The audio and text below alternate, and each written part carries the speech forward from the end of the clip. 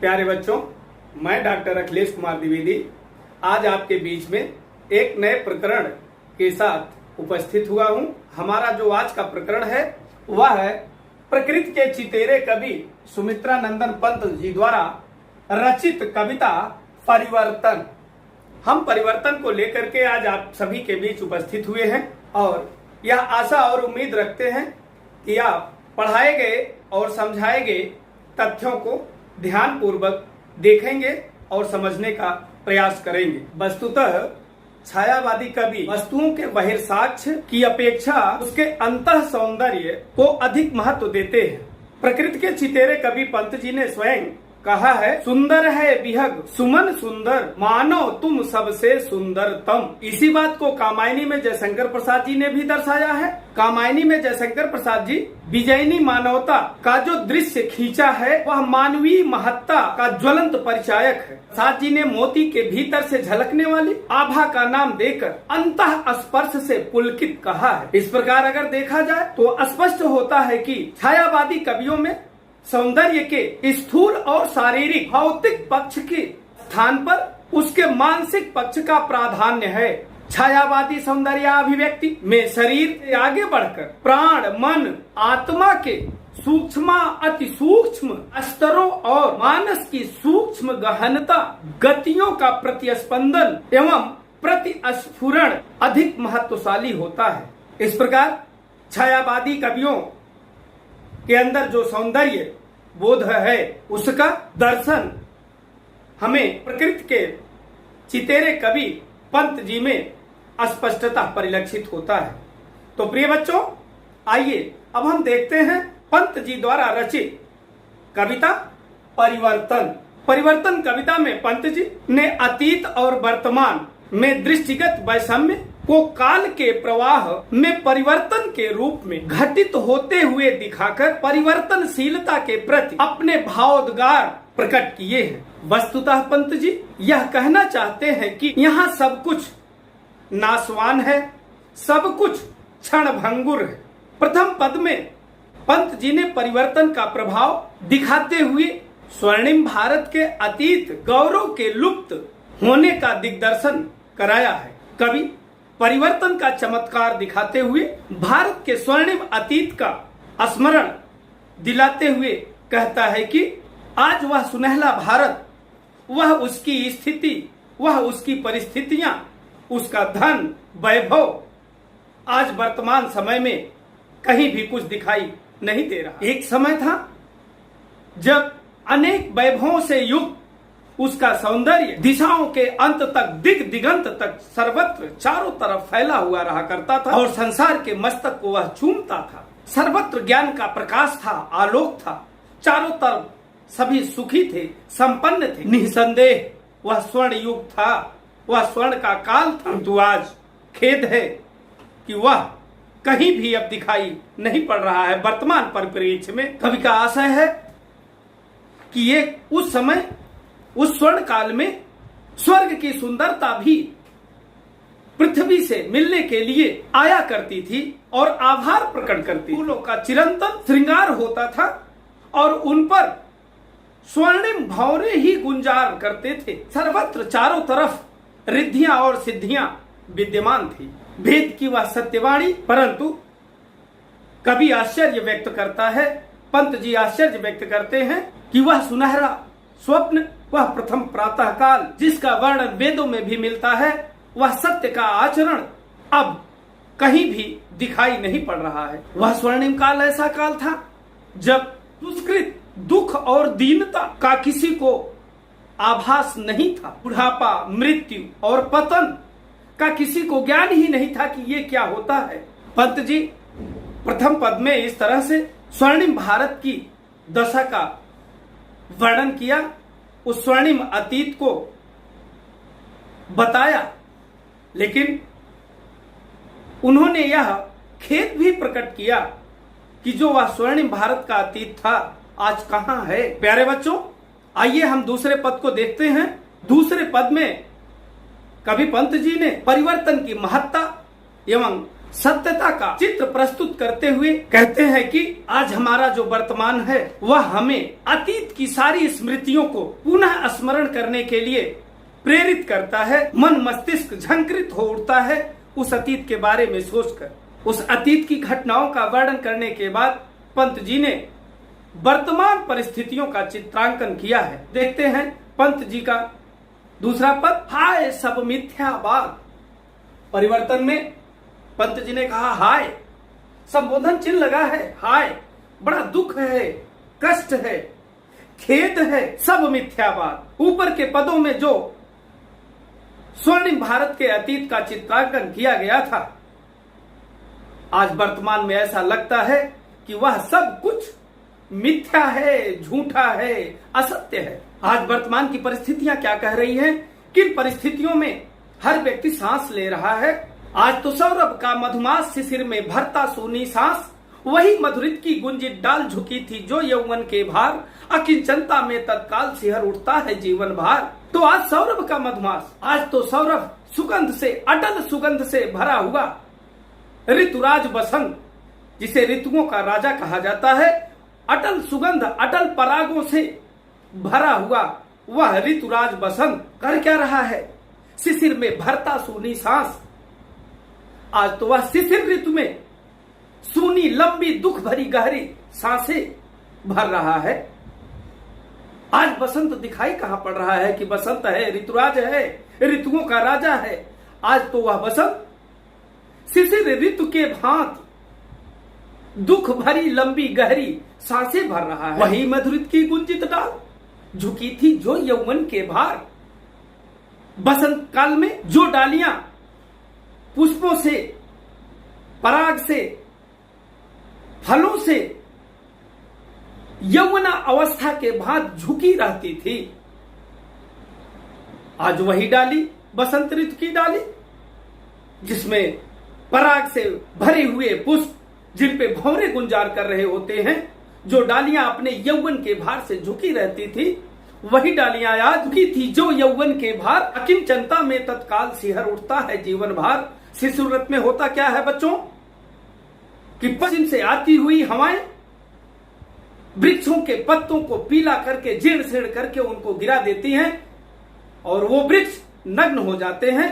जो बसंत ऋतु में जो डालियां पुष्पों से, परागों से, फलों से, भ्रमरों के गुंजार से लदी रहती थी, यौवन के भार से झुकी रहती थी, वही डालियां शिशिर ऋतु में अकिंचन हो जाती हैं, नग्न हो जाती हैं और उनका जीवन ही भार लगने लगता है। आज पावस नद के उद्गार, पावस ऋतु में, वर्षा काल में जो नदियां अपने सीमाओं का उल्लंघन करके, अतिक्रमण करके बहती हैं, काल के बनते चिन्ह कराल, कितनों को वह काल कवलित कर लेती है, उसकी गोदी में लोग समा जाते हैं। वही नदी जो पावस काल में अपने सीमाओं का अतिक्रमण करके बहती है, वही ग्रीष्म ऋतु में एक पतली धारा बनकर के रह जाती है। उसकी गोद में रेत और झाड़ झंखाड़ मात्र ही शेष रह जाता है, जो काल के चिन्ह के रूप में परिलक्षित होता है। आगे पंत जी कहते हैं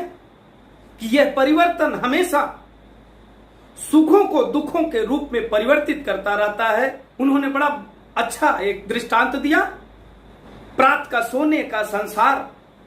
अगर आप देखेंगे बच्चों, प्रातःकालीन भगवान भुवन भास्कर की वो लक्ष लक्ष चमचमाती हुई किरणें जब पड़ती हैं तो ऐसा लगता है कि वह पूरा का पूरा ब्रह्मांड, पूरा संसार स्वर्णमय हो गया है, सोने का प्रतीत होता है, सोने का दिखाई देता है। जला देती है संध्या का ज्वाल, लेकिन इसी सुनहले संसार को यह परिवर्तन किस तरीके से दिखाता है, किस रूप में परिवर्तित कर देता है, वह स्पष्ट इस दो पंक्तियों में दिखाई दे रहा है, परिलक्षित हो रहा है।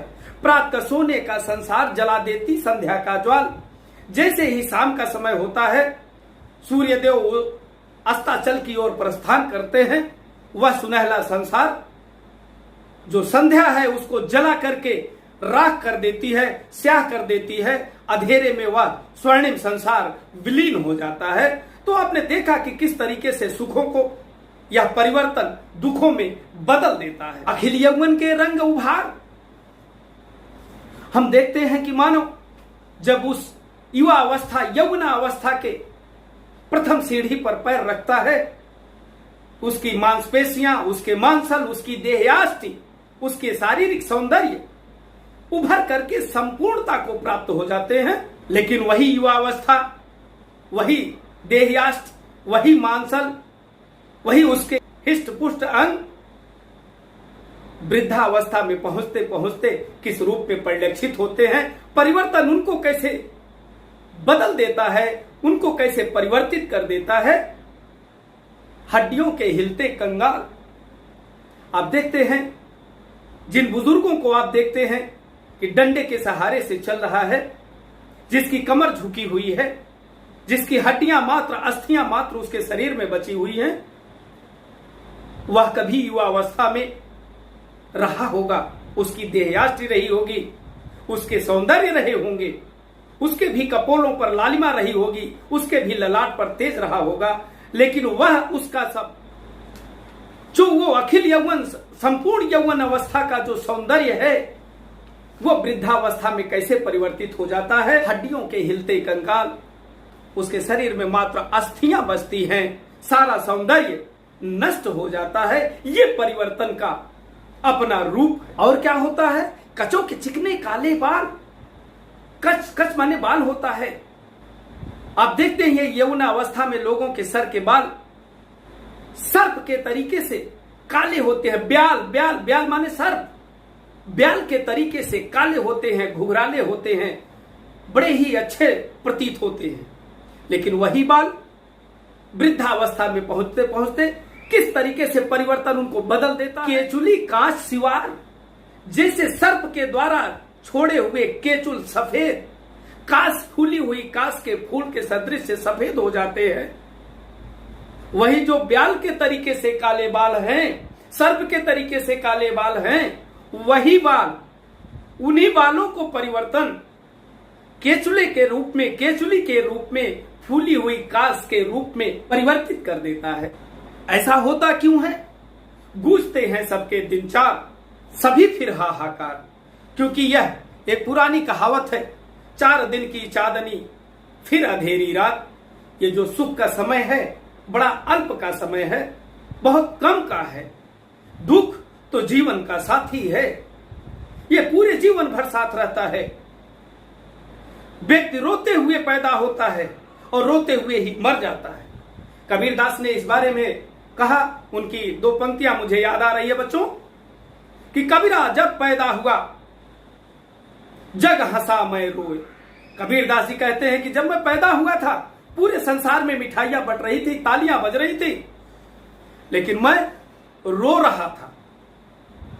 तो इसका उन्होंने सरल उपाय निकाला कि करनी कुछ ऐसी करो कि मैं हंसूं जग रोए। अरे संसार में रहते हुए कुछ इस ऐसे सत्कर्म किया जाए कि जाने के बाद इस संसार से आपके लिए संसार वाले रोए और आप हंसते हुए यहां से जाएं, ये बेहतर होता है। प्यारे बच्चों, इस तरह से आइए हम तीसरे पद के ऊपर एक नजर डालते हैं, उसको भी समझने का प्रयास करते हैं। आज बचपन का कोमल गाल, बड़े सुंदर सुंदर दृष्टांत पंत जी ने दे करके हम सभी को, आप सभी को इस बदलते हुए स्वरूप के बारे में समझाने का प्रयास किया है। आज बचपन का कोमल गाल, जरा का पीला पात। आप नवजात शिशु को देखते हैं, बचपन का कोमल गाल, जो शरीर है कितनी कोमल रुई के फाहे के तरीके से होती है, कितना सौंदर्य बोध उसमें होता है। लेकिन यही कोमलता, यही मुलायमपन, जरा का पीला पात वृद्धा अवस्था में पहुंचते पहुंचते जैसे वृक्षों की नवीन कोपले, नई नई नूतन पत्तियां, लाल वर्ण की रक्त पत्तियां शिशिर ऋतु में पीली बन करके वृक्ष से स्वतः ही गिर जाती हैं, वैसे इस शरीर के सौंदर्य के बारे में उन्होंने कहा कि आज बचपन का कोमल गाल, जो ये बचपना का शैशवा अवस्था की कोमलता है, रुई के फाहे के तरीके से, या वृद्धावस्था में जरा का पीलापात, वृद्धावस्था में ये जो लावण्यमय है, जो सुंदरता है, जो कोमलता है, या पीला हो जाएगा, पीला पड़ जाएगा, चेहरे पे झुर्रियां पड़ जाएंगी, जगह जगह गड्ढे हो जाएंगे, होठ फट जाएंगे जहां से खून बहता है। क्यों? 4 दिन सुखद चांदनी रात और फिर अंधकार अज्ञात। क्योंकि चांदनी तो सिर्फ 4 दिन की होती है, सुख का समय बड़ा अल्प होता है, बहुत कम होता है, और दुख के समय की तो कोई सीमा ही नहीं होती है।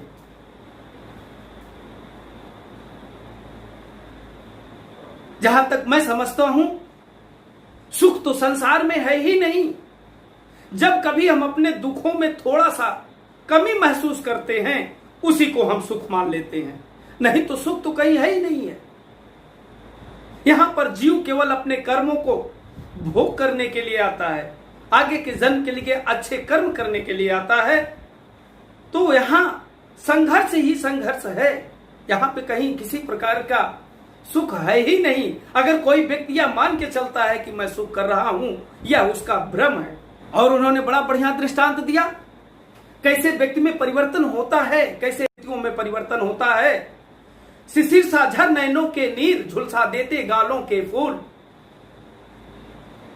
शिशिर ऋतु में जिस प्रकार से कुहरा पड़ता है, ओस पड़ती है, बूंद बूंद छन करके गिरती है, और वह शिशिर ऋतु में पड़ता हुआ कोहरा, ओस, पाला आप देखते हैं चना के, मटर के, सरसों के फूलों को, गुलाब के फूलों को जगह जगह झुलसा देता है, जैसे किसी ने आग उस पर रख दिया हो।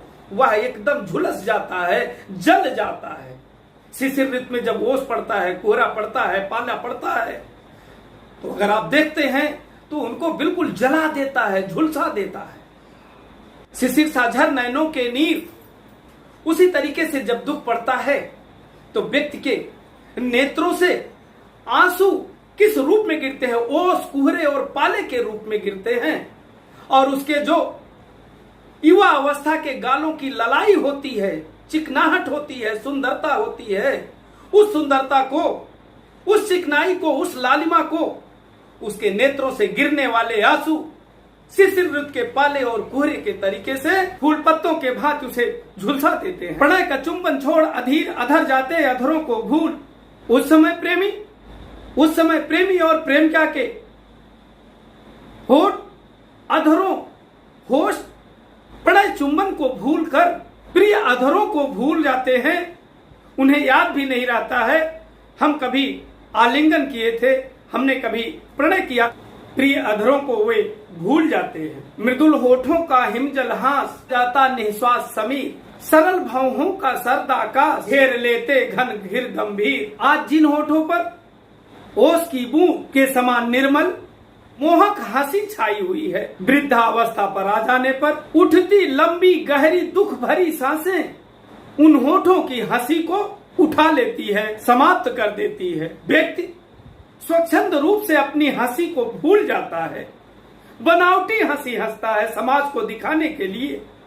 चिंताहीन जो भौहें शरद ऋतु के स्वच्छ मेघहीन आकाश के भांति स्वाभाविक हुआ करती हैं, समय के साथ साथ वे ही सरल भौहें चिंता के सघन मेघ के भांति उन्हें घेर करके कुंठित बना देती हैं। चिंताओं के कारण उन भावों की सरलता स्वतः अपने आप नष्ट हो जाती है। आगे पंत जी कहते हैं, शून्य सांसों का विधुर वियोग छुड़ाता अधर मधुर संजोग, मिलन के पल केवल 2-4 विरह के कल्प अपार। संजोगावस्था में जो प्रेमी और प्रेमिका के आलिंगन हैं, उनके परस्पर आपस के मेल हैं, जो उनका अपना लगाव है, जुड़ाव है, और वे आपस में चुंबन और आलिंगन में आबद्ध रहते हैं। वियोग अवस्था में, विरह अवस्था में जो वे ही अधर वियोग में दुख भरी लंबी गहरी सांसें लेने लगते हैं। इस संसार में मिलन के क्षण केवल 2-4 होते हैं, परंतु विरह का जो काल होता है, वियोग अवस्था का जो काल होता है, वह असंख्य कल्पों के बराबर होता है। सुख का समय बड़ा अल्प का होता है, बहुत कम समय का होता है, और पूर्ण संपूर्ण जीवन व्यक्ति दुख में ही व्यतीत करता है। अरे वे अपलक 4 नयन, 8 आंसू रोते निरुपाय, उठे रों के आलिंगन, कसक उठते कांटों से हाय। तरुणाई अवस्था में प्रेमी और प्रेमिका के जो 4 नेत्र हैं, जिन्हें आपस में निर्निमेष नेत्रों से एक दूसरे को देखा करते हैं, हमेशा उनके मन में एक दूसरे के प्रति चाहत बनी रहती है।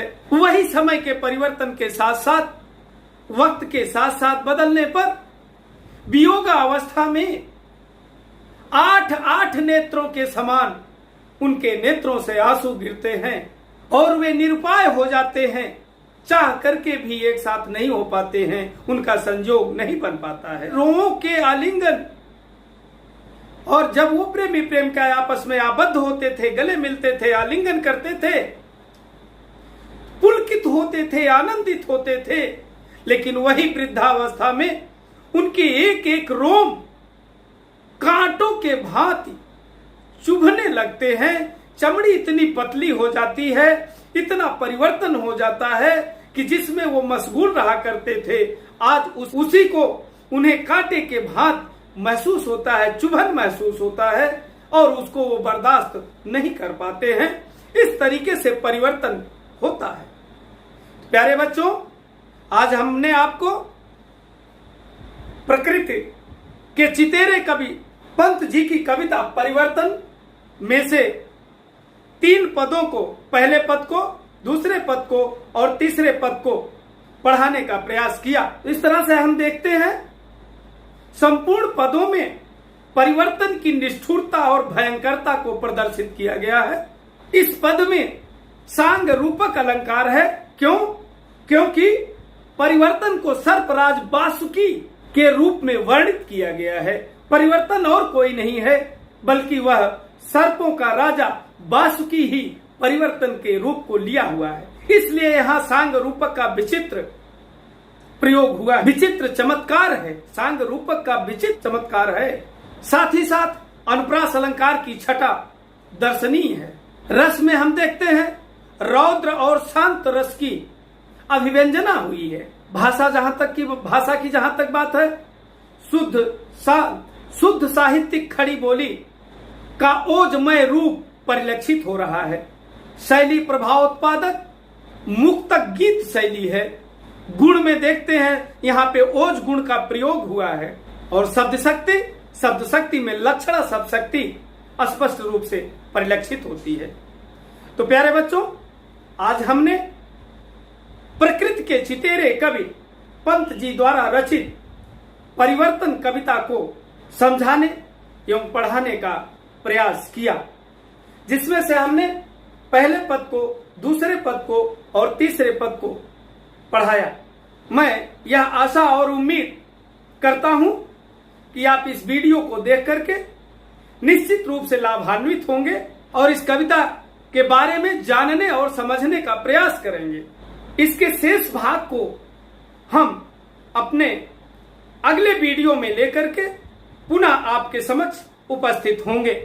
तब तक के लिए मेरे प्यारे बच्चों, बहादुर बच्चों, आप अपना ध्यान रखें, घर पे रहें, स्वस्थ रहें, व्यस्त रहें, मस्त रहें और आप अपने पठन पाठन में निरंतर लगे रहें। इसी के साथ धन्यवाद।